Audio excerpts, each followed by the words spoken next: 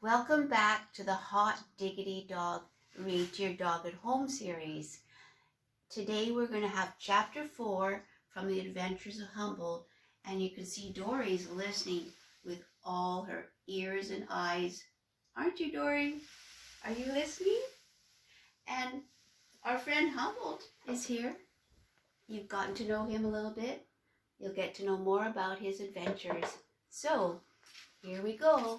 Chapter 4, Hop Aboard. Chapter 4, Mrs. Gimmige opened the door to a small, bright room with a skylight. Purple fuchsias and spider plants hung in pots.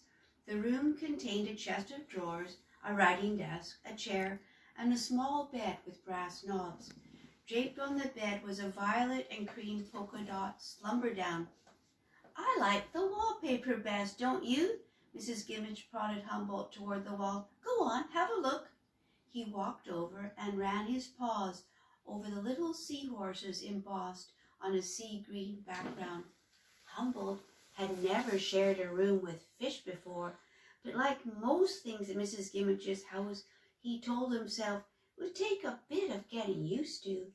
The way the animals stuck out from the wall made them look like they would swim straight into him. "This is your chest of drawers where you may put your things." They both looked around for Humboldt's things and then looked back at each other. Humboldt lifted up his crumpled nightcap. "This is all I've brought." Well, that will have to do then. You can keep your nightcap in a drawer during the day if you like. And this over here is a writing desk for letters home and diaries, whatever you fancy. I almost never write. I prefer talking. It's much faster." This was not strictly true, as Humboldt did not know how to write, not even his name. He couldn't read either. He intended to explain that later, though. Mrs. Gimmige looked at Humboldt in a curious, scrutinizing way. "As you like, and this is your very own bed. The slumber-down I made myself. I hope you'll find it very snug." Humboldt liked being snug, but had no idea where the bed came in. "What's it for?" "Why, it's for sleeping in, of course. Have you never slept in a bed before?" "Why, I suppose you haven't. I imagined that there weren't beds where you came from. What did you sleep on?" "We didn't sleep on anything. We slept in holes in the riverbank. It was most comfortable, except a bit damp after rain, although the fur is useful for keeping the wet out." "What are the plump things at the end?" "Those are pillows where you lay your head. You'll find the treat. Go on then and lie down."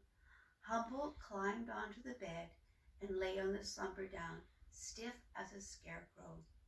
"You aren't meant to lie on it, but under it. Relax, it won't eat you. Here, let me show you." Mrs. Gimmige turned down the crisp white sheets and lifted Humboldt under them. She tucked him in right up to his chin. "Now, isn't that nice? It is very dry and soft. That's how it's meant to be. Apart from a cup of hot tea, there's nothing nicer than curling up in a warm, soft bed after a long day. It keeps the London damp out, but before you know it, you're sailing away to the land of Nod." Oh, if Mrs. Gimmige would only say what she meant just once, it would be so much easier. "The land of Nod?" "The land of Nod is where everyone goes. Everyone with a good conscience, that is. It's the land of sleep, where you journey in boats made of down and goose feathers. It's called Nod because the rocking of the boat makes you nod. Now, do you understand?" Humboldt thought he did. "Would you like to go there now?" Humboldt thought he would, although there was just one thing. How do I get back? When the birds begin to sing, the sun comes up and very gently pulls the boat ashore, and then you wake up. It's ever so nice. I'm not liable to get seasick, am I?"